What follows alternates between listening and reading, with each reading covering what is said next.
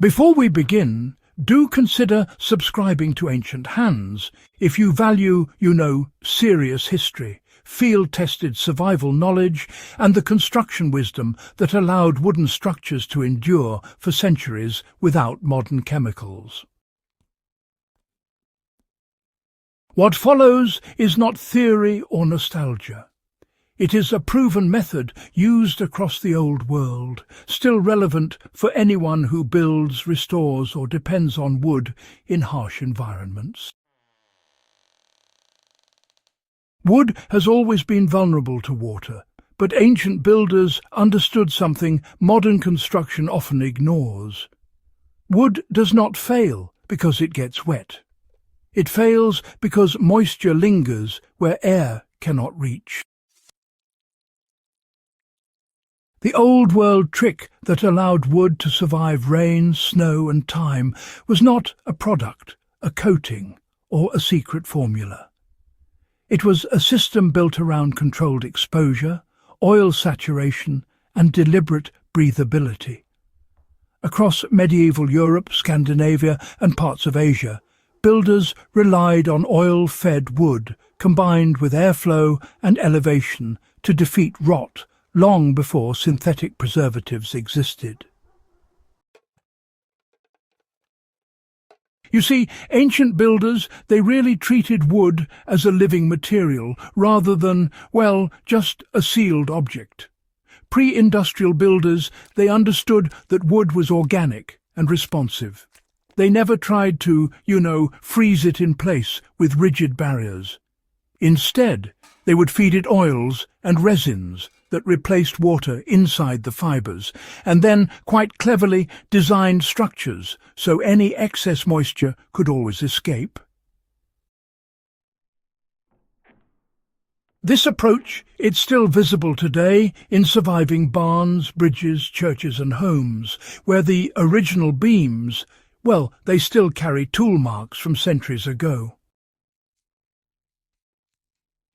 The guiding principle was really quite simple if you think about it. If wood absorbs nourishing oils instead of water, and if it can dry quickly after getting wet, rot organisms just can't establish themselves. So, how did oil saturation come to replace modern waterproofing, you might wonder?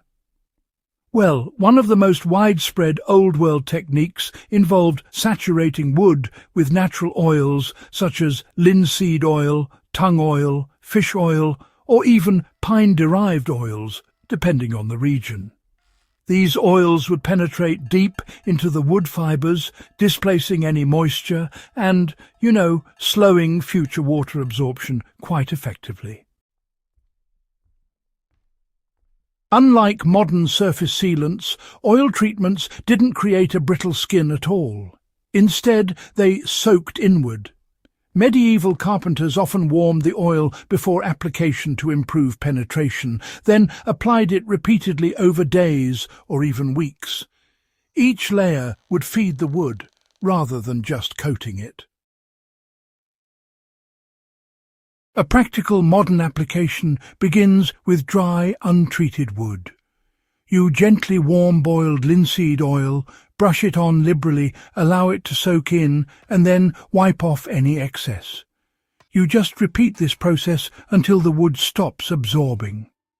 This method, honestly, works exceptionally well for outdoor beams, tool handles, window frames, and even cabin siding. Now, why did charring wood add another layer of protection, you might wonder?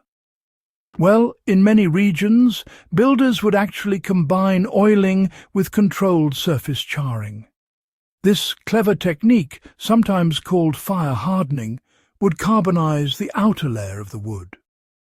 Charred wood, you see, resists insects, repels moisture, and even slows down fungal growth.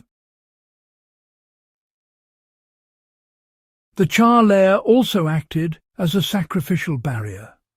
Weather would erode it slowly, all the while protecting the interior. And when paired with oiling, charred wood became, remarkably durable. Archaeological evidence, in fact, shows charred posts surviving in wet ground far longer than untreated ones. Nowadays, this can be done by lightly torching the surface of fence posts or siding until they're blackened, then brushing off any loose soot and sealing with natural oil. This creates a weather-resistant surface without the need for synthetic chemicals. Why, you might ask, did elevation and airflow matter just as much as treatment? Well, Old World builders, they never relied on treatment alone. Instead, wood was lifted off the ground using stone pads, brick piers, or even gravel beds. Air was allowed to circulate beneath floors and behind walls, keeping everything nice and dry.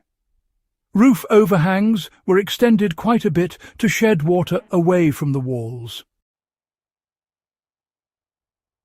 This meant, really, that wood dried quickly after storms. Fast drying is what kills rot, plain and simple. Even the best oil treatment, you see, fails if water is trapped indefinitely. That's why ancient structures, built with simple materials, often outperform many modern sealed buildings. Applying this principle today, well, it involves ensuring proper drainage, avoiding direct soil contact, and allowing airflow wherever wood is exposed. Even small changes, like raising firewood stacks or spacing siding boards properly, can make a measurable difference. So, why was maintenance expected and, well, planned for? Ancient builders simply assumed ongoing care as part of the process. Oil was, reapplied seasonally, and charred surfaces were refreshed whenever they became worn. This wasn't seen as an inconvenience, but rather as a responsibility. These days, modern builders often expect, perhaps unrealistically, permanence without any maintenance, which unfortunately leads to sudden failure. By contrast, Old World systems aged slowly and visibly, giving people plenty of time to step in and, well, intervene. A realistic modern schedule might involve re-oiling exposed wood every 1 to 3 years, depending on the climate, of course. And honestly, this is still far less costly than having to replace rotten structures altogether. Why did this method work across so many climates and cultures? From Viking ships to medieval alpine barns, oil-fed wood shows up just about everywhere that durable timber has survived. Different oils were used, depending on what was available, but the underlying logic stayed the same. Feed the wood, let it breathe, and, keep it dry quickly. This universality proves the method's effectiveness. It was not cultural tradition alone. It was practical science discovered through generations of observation. What this teaches survivalists and builders today, well, the lesson is not to reject modern materials entirely, but to understand the principles beneath them. Wood wants oil, air, and movement. When given these, it survives extraordinary conditions. For those building off-grid, restoring old structures, or seeking low-toxicity solutions, this old-world trick remains one of the most reliable tools available. If this kind of grounded, historically accurate knowledge matters to you, subscribe to Ancient Hands, share this guide with fellow builders and history enthusiasts, and help keep these proven techniques alive for those who still depend on them.